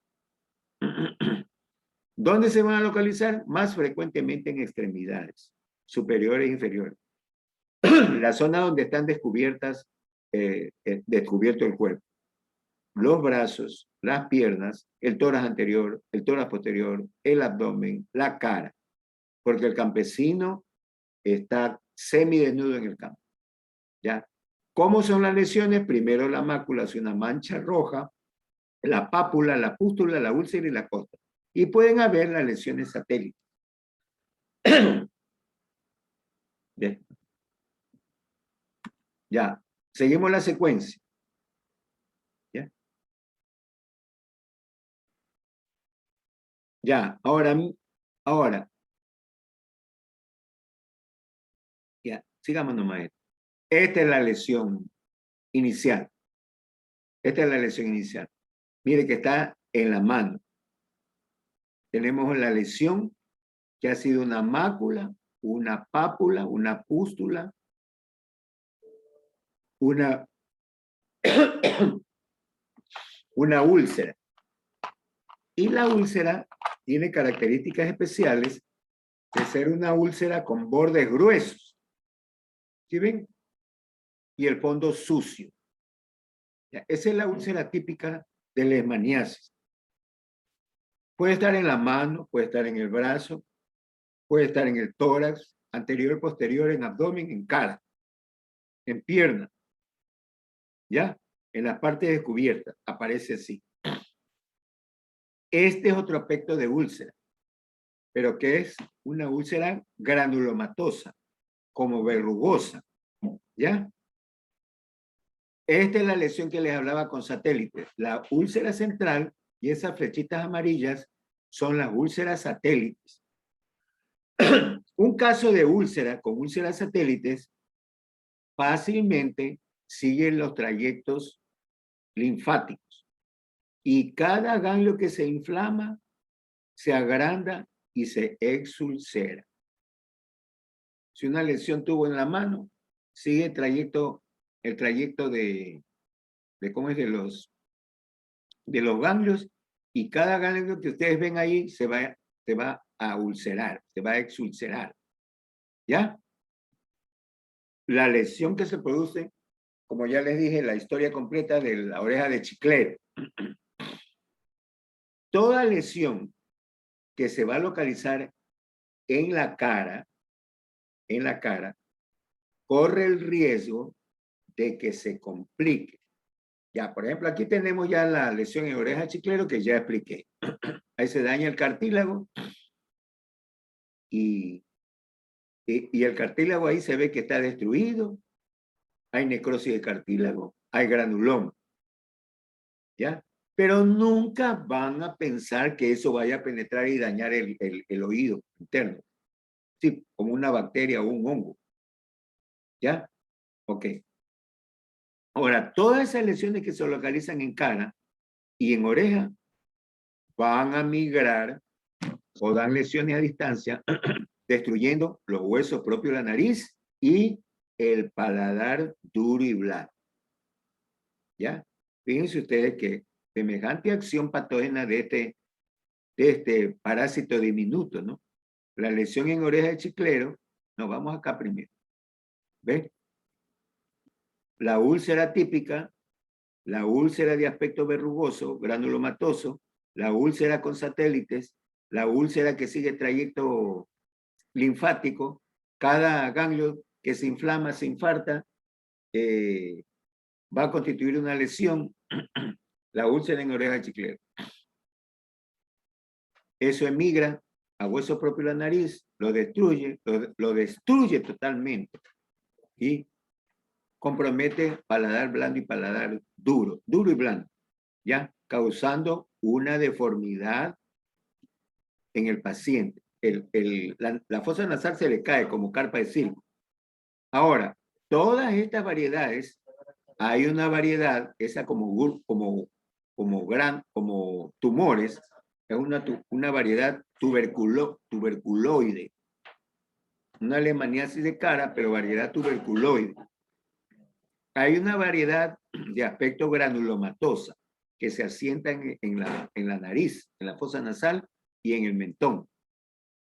Hay una variedad que compromete la cara, pero si ustedes se dan cuenta en la transparencia, tiene una forma de una mariposa roja, de un lado y de otro lado. Esa presentación de la cara con esa lesión roja, rosada, roja, se produce en el lupus eritematoso, ¿no? Tiene un aspecto de mariposa en el lupus eritematoso. Como esta es etiología parasitaria, en este caso, esa lesión con esa formación como mariposa se llama leishmaniasis variedad lúpica por lupus.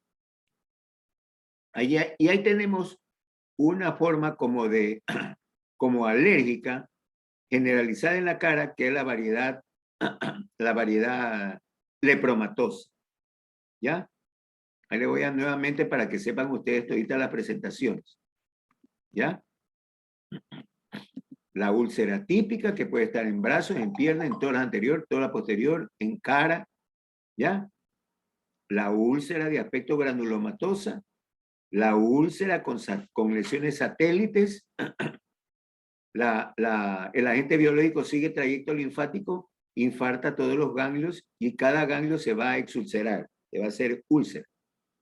La oreja de chiclero, toda lesión en cara, en cráneo, va a hacer metástasis a los huesos propios y daña el paladar duro y el paladar blando. Hay una presentación tipo tuberculoide. Hay una presentación, esa es la que yo he visto frecuentemente, una lesión granulomatosa, generalmente es en la punta de la nariz y en el mentón.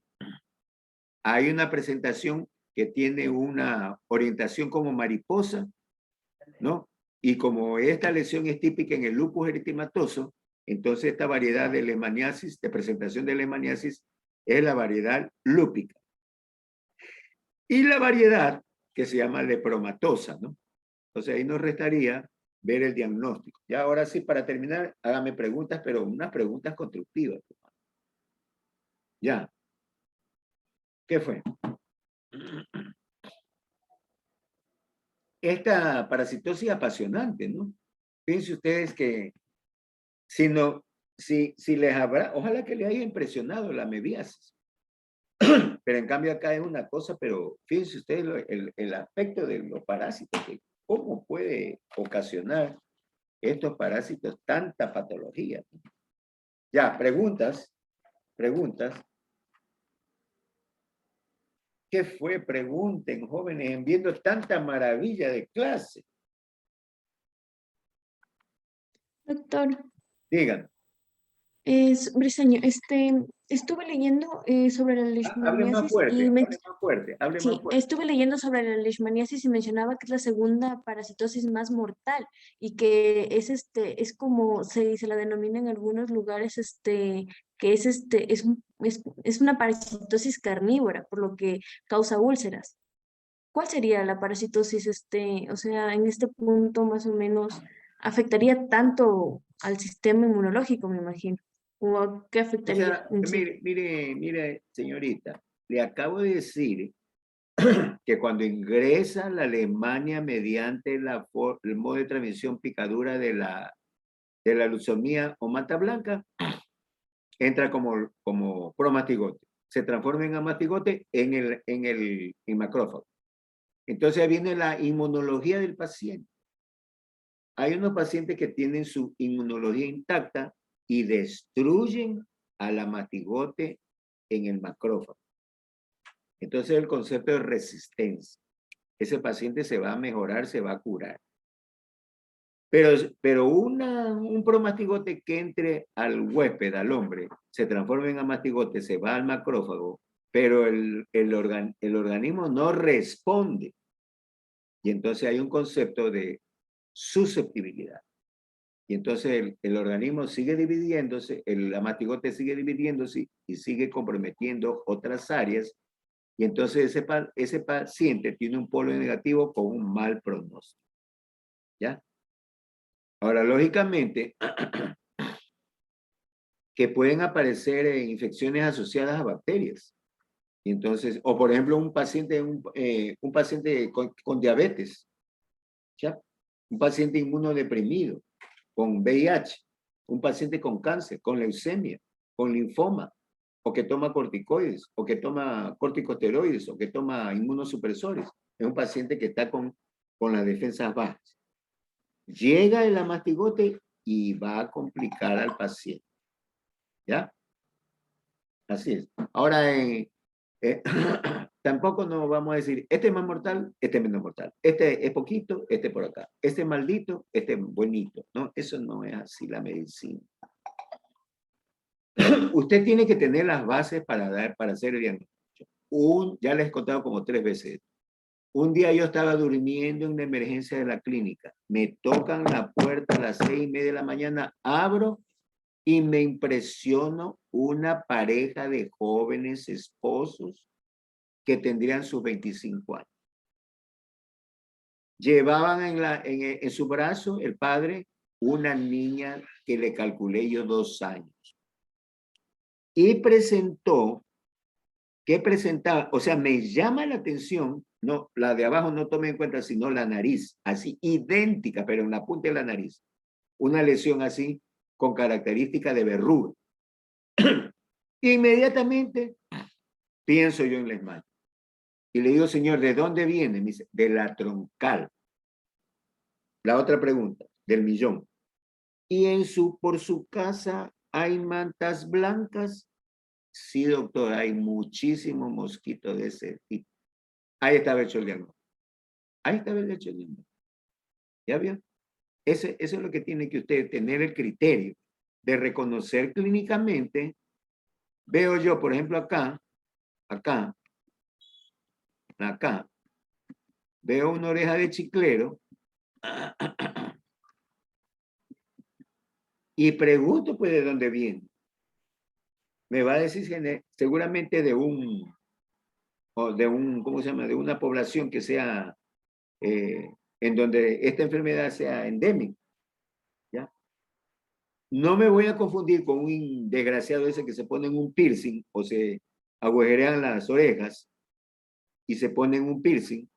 Hay una ministra aquí que se hizo 8 implantaciones de ¿cómo es? De aros aquí en la oreja. Entonces puede ser de mala suerte que venga y se le necrose, y eso no voy a confundir con una leishmaniasis, si no es por lo que se ha hecho el agujero para ponerse el piercing. Todo depende de la historia clínica, pero yo sí, al ver este tipo de lesión, siempre pensé inicialmente que era una leishmaniasis. Si yo veo una úlcera con estas características, siempre voy a pensar en leishmaniasis. Si yo veo, a menos que tenga un antecedente de tuberculosis, ¿no? Porque puede haber tuberculosis de columna vertebral, o puede haber tuberculosis, por ejemplo, yo he visto tuberculosis de ganglios. Un paciente que tuvo tuberculosis no tomó la medicación y se le infartaron todos los ganglios. Tuberculosis de columna sí he visto, ¿ya? Entonces veo eso y entonces yo pienso enseguida en leishmaniasis, ¿ya? Miren que esas fotografías son súper seleccionadas para que ustedes aprendan, ¿ya? ¿Ok? ¿Ya? Variedad tuberculoide, la verrugosa, la lúpica y la variedad como alérgica, que es la lepromatosa. Este cuadro es divino. Viene el paciente, el diagnóstico, ¿cómo se hace? ¿Ya? Clínico y epidemiológico. Ahí está lo que yo hice. Sin ver este cuadro yo hice. El paciente viene, el diagnóstico clínico epidemiológico, o sea, la lesión y de dónde viene, y después paso a hacer el parasitológico. Se le hace una biopsia o un raspado o cultivo. ¿Ya? Eso es todo el diagnóstico. Eso es todo el diagnóstico. ¿Ya? ¿Ok? ¿Alguna pregunta para finalizar y para ver el día mañana, ¿no? La segunda parte. A ver, pregunten, pues, jóvenes. ¿Qué fue? Que lo que pasa es que ustedes escuchan por aquí, entre por aquí sale. Pues yo, ¿qué puedo hacer, hermano, con un tipo de estudiante así que no se motiva ni por más que vea maravillas? Le vamos a Nuestro Señor, a la Virgen María, a la Virgen del Carmen y nada, no reacciona. Son objetos pasivos de aprendizaje. Alguna cosa les ha de llamar la atención en toda esta fotografía. Pregunten eso. ¿Ya? Doctor Varela, es una pregunta. ¿Los fármacos son capaces de eliminar completamente el parásito del organismo? ¿A qué? Los fármacos, los Pero, medicamentos. mamacita linda, mire, criatura divina. Usted tiene que primero aprenderse todo esto para ver el tratamiento. Además, estas lesiones no los va a manejar usted, sino que lo maneje el especialista. Porque esto no es ni gripe, ni tos, ni bronquitis, ni bronquiolitis, ¿no? Ni herpangina, ni infección de vía urinaria. Lo que tiene que hacer usted como médico de atención primaria de salud es diagnosticar el paciente y remitirlo a quien corresponde. ¿Ya? Ahora, no sabe bien ni cómo es el ciclo evolutivo y está preguntando el tratamiento. No, pues sí, eso no es pregunta, no cabe. Usted tiene que estar enterada la información que se le da del parásito, cómo se contrae, ¿ya? Las consecuencias que, por ejemplo, la tala de árboles. La leucemia está tranquila en su hábitat en los árboles gruesos. Talan el árbol, las mosquitas salen corriendo, salen volando, mejor dicho, y se van a parar a otros lugares, a otras poblaciones. Por ejemplo, mire, hubo una tala de árboles en Huigra. O sea, si no saben dónde es Huigra, yo estoy hablando en alemán o en chino. ¿Ya? Entonces, miren, el estudiante de medicina tiene que tener una cultura, una buena cultura general. Huigra es una población en estribación de los Andes, donde había el ferrocarril que está cercana a la provincia del Chimborazo. Hubo una tala terrible en Huigra y el pueblo más cercano era Alausí. ¿Ya? Si no se ven Alausí, yo estoy hablando japonés. ¿Ya? Entonces, las moscas luxomías, al ver terminado su casita, su hábitat, volaron y, oh sorpresa, en Alausí, que es un pueblo serrano, empezó a haber casos de leishmaniasis. Para que se den ustedes cuenta de eso. ¿Ya?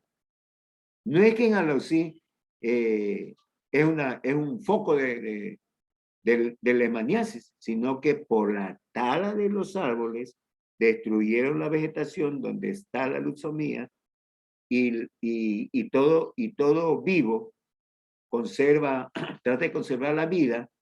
Volaron sin ponerse poncho los mosquitos, llegaron a la UCI y empezaron a dar problemas con la población. ¿Ya?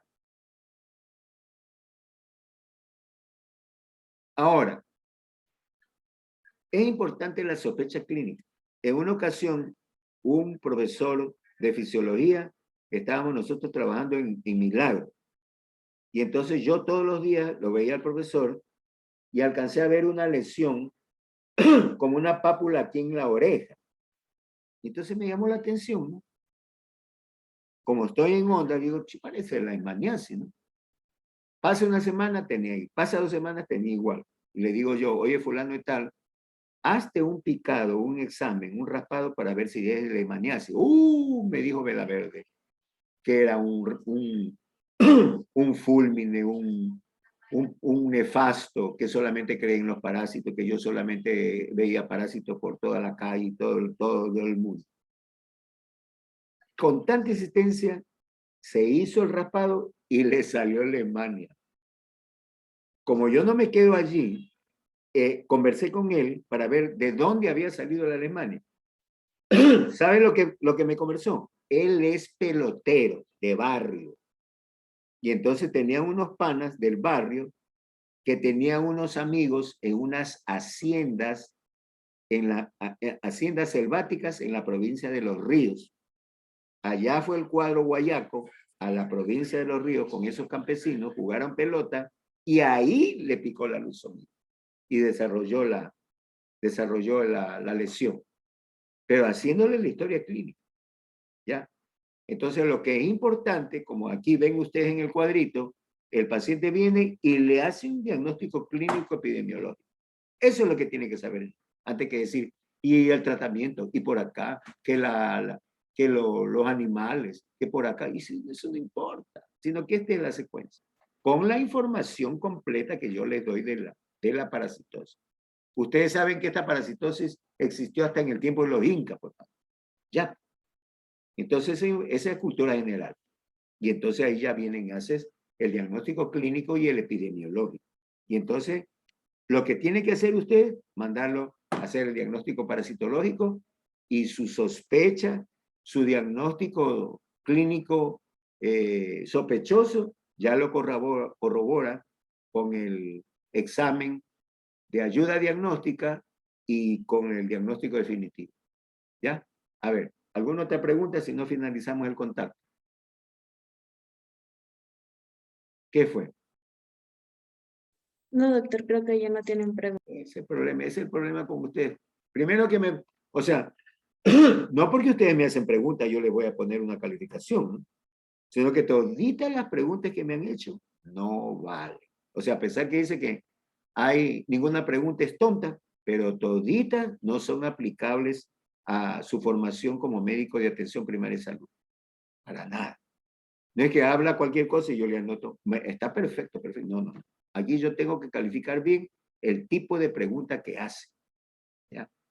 Pero lo que me va a preguntar del conejo, de los animales, del perro, si se sana, no se sana.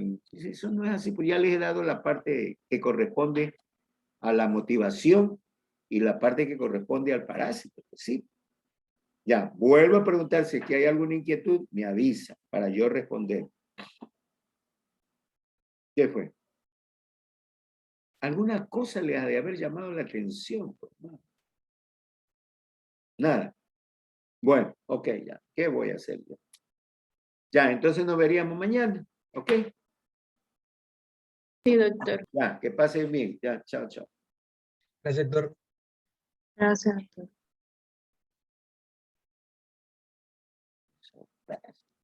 Preguntan si los perros.